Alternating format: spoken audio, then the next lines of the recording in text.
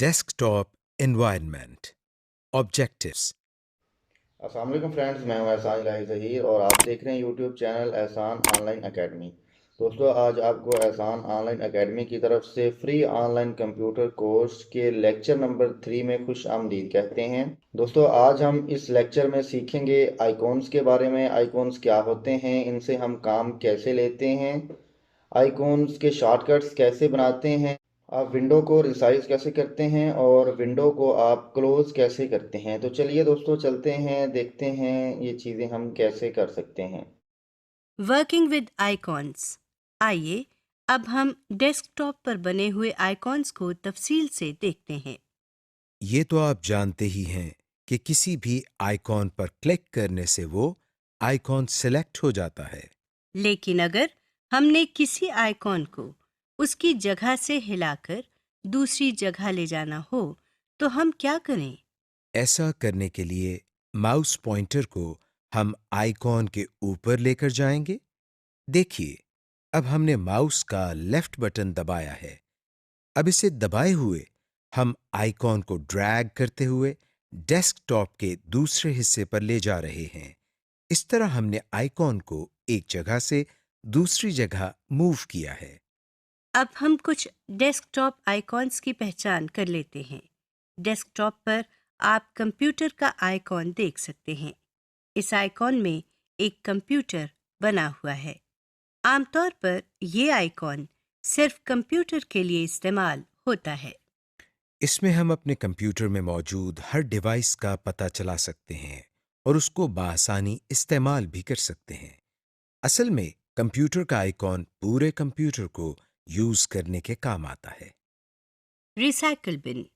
Desktop पर ही हमारे सामने एक और आइकॉन है जिसके नीचे रिसाइकल बिन लिखा हुआ है। हम अपने डेस्कटॉप पर किसी आइकॉन को सेलेक्ट करते हैं और कीबोर्ड से डिलीट का बटन दबाते हैं। कंप्यूटर आपसे पूछता है कि क्या वाकई आप इस फाइल को डिलीट करना चाहते हैं। फाइल को डिलीट करने के लिए हम यस पर क्लिक करते हैं। आप देख सकते हैं कि रिसाइकल बिन के आइकॉन में कुछ कागज बने हुए हैं। अब हम रिसाइकल बिन पर डबल क्लिक करते हैं। जो विंडो हमारे सामने आई है उसके एड्रेस बार में रिसाइकल बिन लिखा हुआ है। हमारे सामने वही फाइल पड़ी हुई है जो हमने अपने डेस्कटॉप से डिलीट की थी। इसका मतलब ये हुआ कि हमारी डिलीट की हुई फाइल हमारे कंप्यूटर से गायब नहीं हुई, बल्कि रिसाइकल बिन में आ गई है। अब हम चाहते हैं कि इस डिलीट की हुई फाइल को अपने कंप्यूटर से निकाल दें। इसके लिए हम मेन्यू बार में बने हुए बटन जिस पर एम्प्टी द रिसाइकल बिन लिखा हुआ है, इस पर क्लिक करते हैं।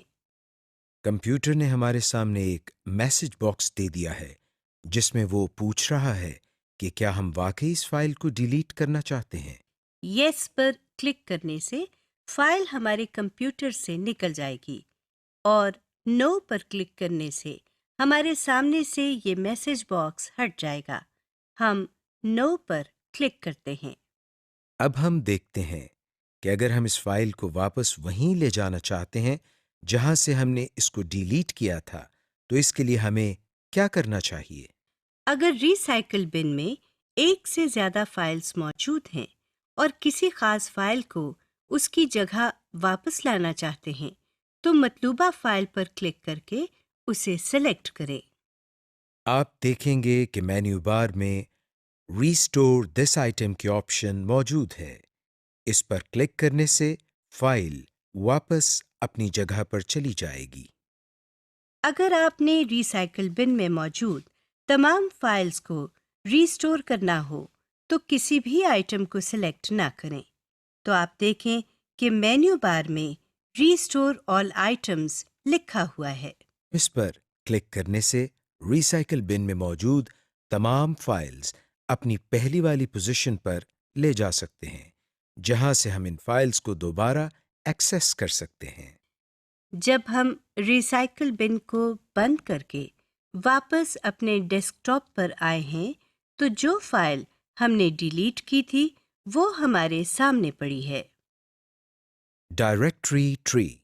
इसके लिए हम दोबारा कंप्यूटर के आइकॉन पर क्लिक करते हैं। हमारे सामने कंप्यूटर की विंडो ओपन हो गई है। इसमें आप देख सकते हैं कि विंडो के बाएं तरफ एक पैन है जिसमें इस कंप्यूटर की अहम डायरेक्टरीज और फोल्डर्स को दिखाया गया है। इन डायरेक्टरीज या फोल्डर्स में से अगर किसी पर क्लिक करें तो इस विंडो के दाएं तरफ बने हुए इस बॉक्स में इस डायरेक्टरी के आइटम्स आ जाते हैं। जैसा कि आप इस वक्त देख रहे हैं कि बाएं तरफ से कंप्यूटर सिलेक्ट किया हुआ है, तो इसके नीचे और दाएं तरफ कंप्यूटर के अंदर लगी हुई हार्ड डिस्क नजर आ रही है। अब हम बाएं तरफ से न्यू वॉल्यूम डी पर क्लिक करते हैं तो हम इस हार्ड डिस्क के अंदर मौजूद तमाम फाइल्स और फोल्डर्स को दाएं तरफ देख सकते हैं। दाएं तरफ से किसी भी फोल्डर को सिलेक्ट करके हम मेन्यू बार पर मौजूद मुख्तलिफ ऑप्शंस को इस्तेमाल कर सकते हैं, मसलन रीनेम, ओपन, कॉपी, डिलीट वगैरह। Folder icon. आप ज़रूर सोच रहे होंगे कि हम फोल्डर के आइकॉन को कैसे पहचानते हैं। आइए हम आपको बताते हैं। हम अपने डेस्कटॉप पर राइट क्लिक करते हैं, हमारे सामने एक लिस्ट आ गई है। अब हम अपना माउस पॉइंटर न्यू के आइटम पर लेकर जाते हैं। न्यू पर माउस ले जाते ही हमारे सामने एक और लिस्ट आ गई है। यहाँ से हम कुछ चीज़ों के आइकॉन्स बने हुए देख सकते हैं। सबसे ऊपर फोल्डर लिखा हुआ है और इसके साथ ही इसका आइकॉन भी बना हुआ है। ये आइकॉन सिर्फ फोल्डर्स के लिए मखसूस है। इसी तरह हम बाकी फाइल्स या सॉफ्टवेयर्स के आइकॉन्स भी बने हुए देख सकते हैं। फोल्डर के आइटम पर क्लिक करने से हमारे डेस्कटॉप पर एक नया फोल्डर आ गया है। ये आइकॉन सिर्फ फोल्डर्स के लिए मखसूस है। अगर आप किसी जगह इस आइकॉन को देखें तो समझ लें कि ये फोल्डर है। Create a desktop shortcut icon. सबसे पहले हम कंप्यूटर की विंडो खोलते हैं। इसके बाद हम लोकल डिस्क सी पर डबल क्लिक करते हैं। अब हम प्रोग्राम फाइल्स पर राइट क्लिक करते हैं। ये तो आप जानते ही हैं कि किसी भी आइकॉन पर राइट क्लिक करने से हमारे सामने एक और लिस्ट आ जाती है। अब हम इस लिस्ट में मौजूद सेंड टू पर अपना माउस लेकर जाते हैं। आप देख सकते हैं कि आपके सामने एक और लिस्ट आ गई है। इस नई लिस्ट में मौजूद हम दूसरे आइटम पर क्लिक करते हैं जहां डेस्कटॉप क्रिएट शॉर्टकट लिखा है। अब हम इस विंडो को बंद कर देते हैं। हमारे सामने डेस्कटॉप पर एक और फोल्डर बना हुआ आ गया है। जिस पर क्लिक करते हैं तो इसका नाम प्रोग्राम्स फाइल शॉर्टकट लिखा हुआ है। ये दरअसल लोकल डिस्क सी के अंदर मौजूद प्रोग्राम फाइल के फोल्डर का शॉर्टकट है। इसी तरह हम किसी भी फाइल या फोल्डर का शॉर्टकट बना सकते हैं, चाहे वो फाइल या फोल्डर हमारे डेस्कटॉप पर हो या हमारे कंप्यूटर में किसी भी जगह पर मौजूद हो। Resize and scale a desktop window. हम डेस्कटॉप विंडो की बेसिक प्रॉपर्टीज पहले ही देख चुके हैं। आइए अब हम डेस्कटॉप विंडो को अपनी मर्जी के मुताबिक बड़ा या छोटा करना सीखते हैं। हम दोबारा कंप्यूटर की विंडो खोलते हैं।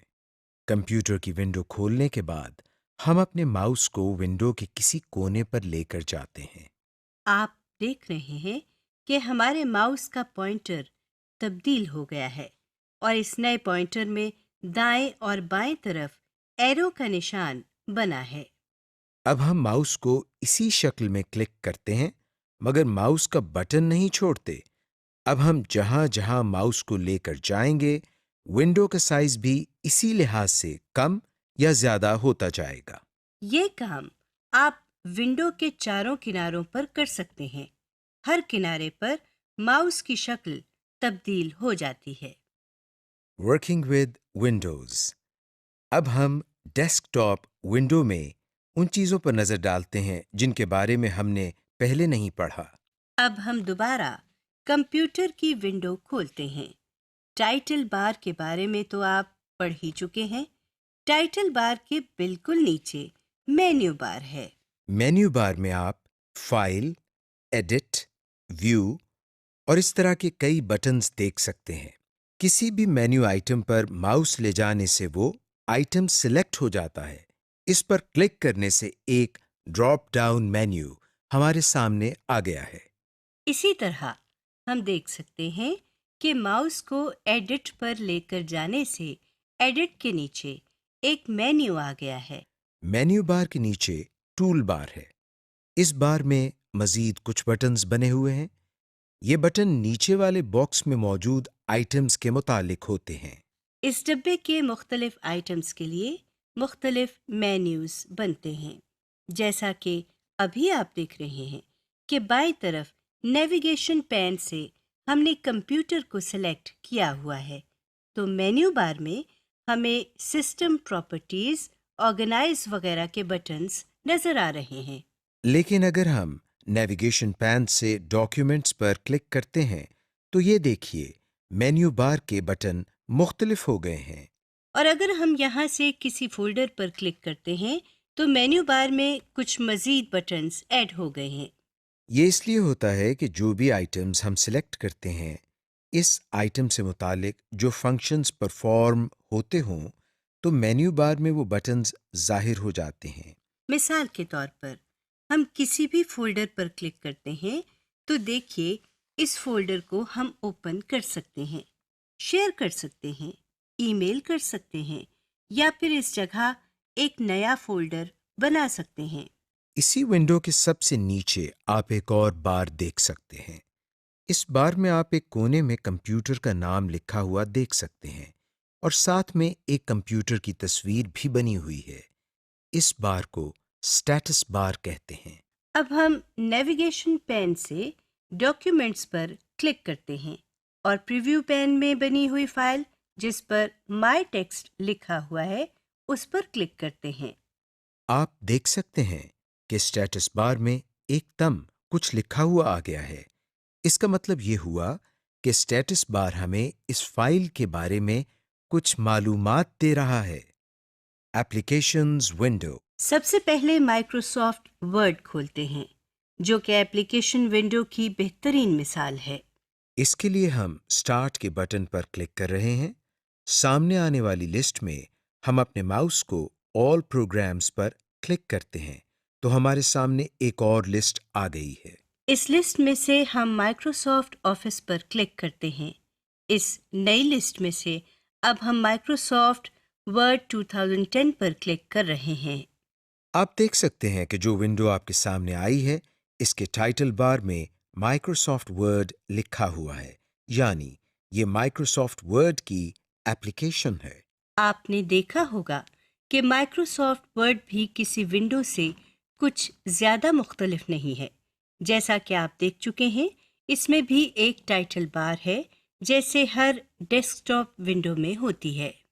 इस एप्लीकेशन विंडो में टाइटल बार के नीचे रिबन टैब्स हैं, जिसमें फाइल, इंसर्ट, होम वगैरह लिखा हुआ है। हर रिबन टैब के नीचे बहुत सारे फॉर्मेटिंग मेन्यूज हैं। ये हमने किसी भी विंडो में नहीं देखा था।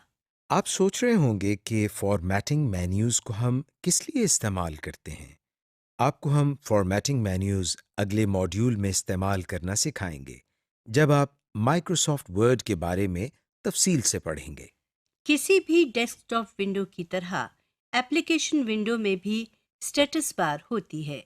आपको याद होगा कि हमने स्टेटस बार को विंडो के सबसे नीचे देखा था और ये भी याद होगा कि ये किस लिए इस्तेमाल होती है। एप्लीकेशन विंडो में भी स्टेटस बार सबसे नीचे दी गई है, जैसा कि आप देख रहे हैं। Minimize and maximize applications window.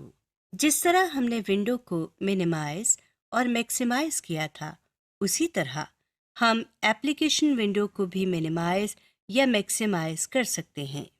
आप अपनी स्क्रीन पर डैश का बटन बना हुआ देख सकते हैं। इस बटन पर क्लिक करते ही हमारे सामने मौजूद विंडो एक आइकॉन की शक्ल इख्तियार कर चुकी है और हमें टास्क बार में नजर आ रही है। जिस तरह हमने विंडो को रीस्टोर किया था, बिल्कुल उसी तरह हम इस विंडो को भी रीस्टोर करते हैं। हम अपने माउस से इस विंडो के आइकॉन पर क्लिक करते हैं तो ये विंडो टास्क बार से निकलकर दोबारा हमारे सामने आ गई है। जैसे हमने विंडो को बड़ा किया था और वो विंडो हमारी पूरी स्क्रीन पर आ गई थी, उसी तरह हम एप्लीकेशंस विंडो को भी मैक्सिमाइज कर सकते हैं। हम टाइटल बार में बने हुए बॉक्स के बटन पर क्लिक करते हैं और देखते हैं कि ये विंडो भी हमारी पूरी स्क्रीन पर आ गई है। Active and inactive window. अब हम एक बहुत ही अहम और दिलचस्प चीज सीखते हैं। हम ये देखते हैं कि अगर हमारे पास एक से ज्यादा विंडोज खुली हों और हमने एक विंडो से दूसरी विंडो में जाना हो, तो हमें क्या करना चाहिए? दूसरी विंडो खोलने के लिए हम सबसे पहले माइक्रोसॉफ्ट वर्ड की विंडो को मिनिमाइज करते हैं और फिर डेस्कटॉप पर से कंप्यूटर के आइकॉन पर डबल क्लिक करते हैं। आप देख सकते हैं कि टास्क बार में 2 आइकॉन्स बन चुके हैं। अब हम टास्क बार में मौजूद माइक्रोसॉफ्ट वर्ड की एप्लीकेशन विंडो के आइकॉन पर क्लिक करते हैं।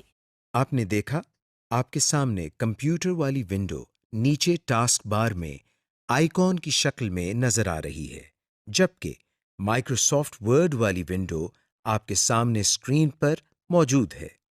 जो विंडो हमारे सामने खुली हुई हो, इस विंडो को हम एक्टिव विंडो कहते हैं, और जो विंडो बज़ाहिर खुली दिखाई न दे मगर हमें टास्क बार में नजर आ रही हो, उस विंडो को हम इनएक्टिव विंडो कहते हैं।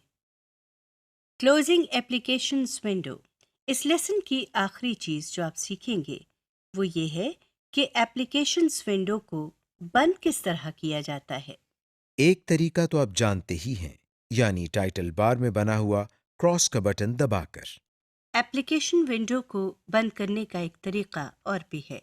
इसके लिए हम फाइल मेन्यू पर क्लिक करते हैं।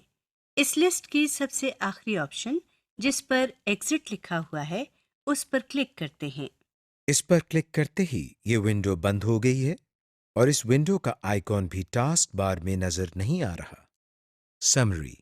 आज के लेक्चर में हमने सीखा आइकॉन्स के बारे में। आइकॉन्स क्या होते हैं, आइकॉन्स कैसे यूज़ करते हैं, आइकॉन्स का इस्तेमाल हम कहाँ कहाँ और कैसे करते हैं, इनसे हम हेल्प कैसे ले सकते हैं, विंडो को रिसाइज कैसे करते हैं और विंडो को हम क्लोज कैसे करते हैं। इसके साथ साथ हमने एक डेस्कटॉप विंडो और एप्लीकेशन विंडो के बारे में भी मालूमात हासिल की।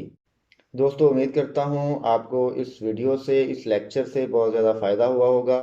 कंप्यूटर के बारे में मज़ीद मालूमात नेक्स्ट वीडियो में। तब तक के लिए अपना ख्याल रखिएगा। अल्लाह हाफिज़।